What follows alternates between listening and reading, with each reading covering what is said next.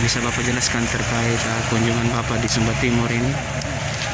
Nah, saya datang mewakili gereja-gereja di seluruh Indonesia untuk mengatakan kepada saudara-saudara di Sumba bahwa apa yang terjadi di sini adalah derita kita semua, tidak hanya kawan-kawan dan saudara-saudara di Sumba. Jadi saudara-saudara di Sumba tidak sendirian. Kita semua berdoa dan berharap segera masa sulit ini kita lewati bersama. Ada dua harapan saya. Yang pertama, kepada seluruh warga yang terdampak, saya berharap tidak memusatkan mata, hati, dan pikiran melulu ke bencana ini. Betul, kita boleh kecewa, kita boleh marah, boleh sedih, khawatir akan masa depan, tapi jangan tenggelam di situ. Karena kalau kita lama-lama tenggelam di situ, kita mudah digoda oleh iblis. Tapi kita harus menunjukkan mata, hati, dan pikiran kita pada harapan akan masa depan yang lebih baik, dan dengan itu kita bekerja keras bersama-sama membawa keluar dari masalah ini. Yang kedua, harapan saya kepada masyarakat yang tidak terdampak, yang beruntung, khususnya buat gereja-gereja di luar Sumba, saya mengajak untuk bersama-sama membuktikan bahwa kita satu tubuh. Membuktikan sebagai gereja ini kita satu tubuh, oleh karenanya kalau satu anggota tubuh merasa sakit, maka yang lain juga merasakan sakit. Nggak mungkin telinga sakit lalu mata tidak ikut menderita. Jadi gereja-gereja di Indonesia melalui peristiwa ini Tuhan sedang katakan, buktikan dirimu bahwa kau adalah tubuhku. Gitu. Olehnya saya berharap seluruh gereja-gereja di Indonesia membuka diri untuk hadir sepenuhnya di Sumba ini lewat berbagai cara, lewat berbagai saluran. Entah melalui hubungan kerjasama kemitraan dengan gereja yang ada di Sumba, entah melalui pemerintah setempat. Pokoknya semua gereja-gereja di Indonesia saya ajak untuk membuka diri.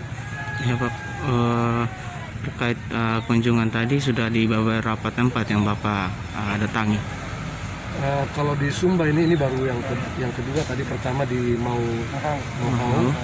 Tapi sebelum kemarin saya sudah di Kupang, di Kabupaten Kupang, Kabupaten Timur Tengah Selatan, Sabu. Lalu saya sudah ke Sabu, ke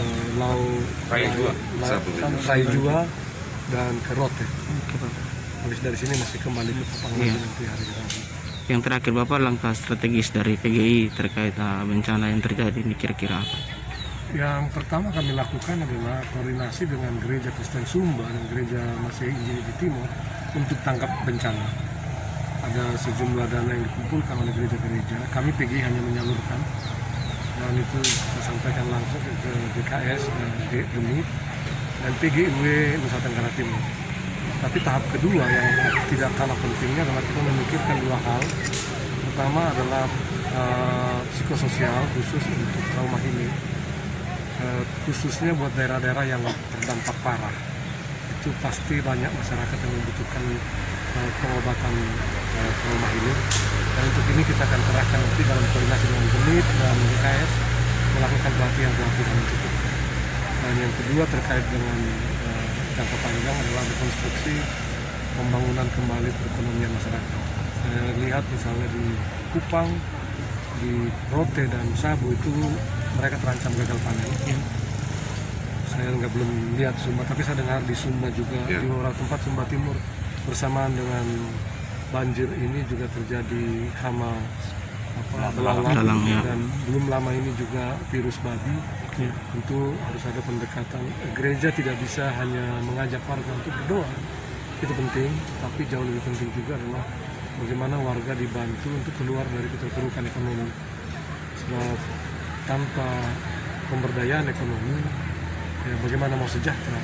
Jadi kesejahteraan itu adalah tugas kita bersama, itu adalah amanat konstitusi, kita harus mengusahakan kesejahteraan bersama. Tapi itu juga adalah panggilan iman, karena kita gereja diajak untuk mengusahakan kesejahteraan masyarakat. Jadi nanti segera sesudah ini kami akan berdiskusi panjang dengan Simun di KS untuk pemberdayaan ekonomi yang bisa dilakukan. Untuk rekonstruksi pembangunan rumah-rumah, saya kira kita percaya penuh pemerintah pada waktunya, tentu dan ada prosedur-prosedur sangat penting. Ini juga masyarakat perlu bersabar, karena di beberapa tempat Presiden sendiri mengatakan akan memberikan 50 juta per keluarga buat yang rusak parah, 5 juta buat yang rusak menengah, tapi ini kan tidak mudah.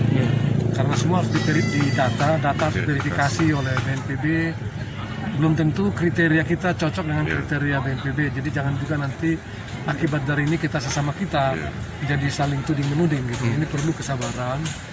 Dan saya kira gereja juga harus membantu masyarakat untuk tidak mudah termakan harapan-harapan palsu, hoax nanti. Saya Pak Wakil Bupati tentu lebih tahu, tapi tahu saya kalau dalam pemerintahan itu ada prosedur yang nggak bisa diabaikan.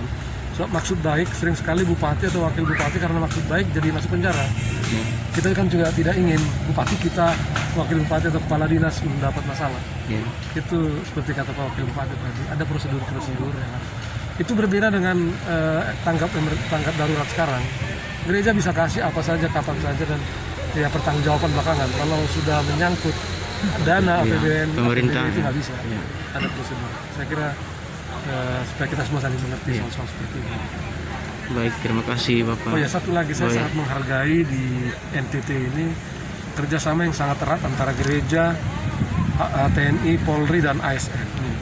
Saya melihat misalnya di beberapa posko di NTT itu, di mana posko gereja berdiri, di sana puskesmas menempatkan dokter dan nakes lain. Gotong royong antara tentara, polisi, dan pemuda-pemuda gereja luar biasa.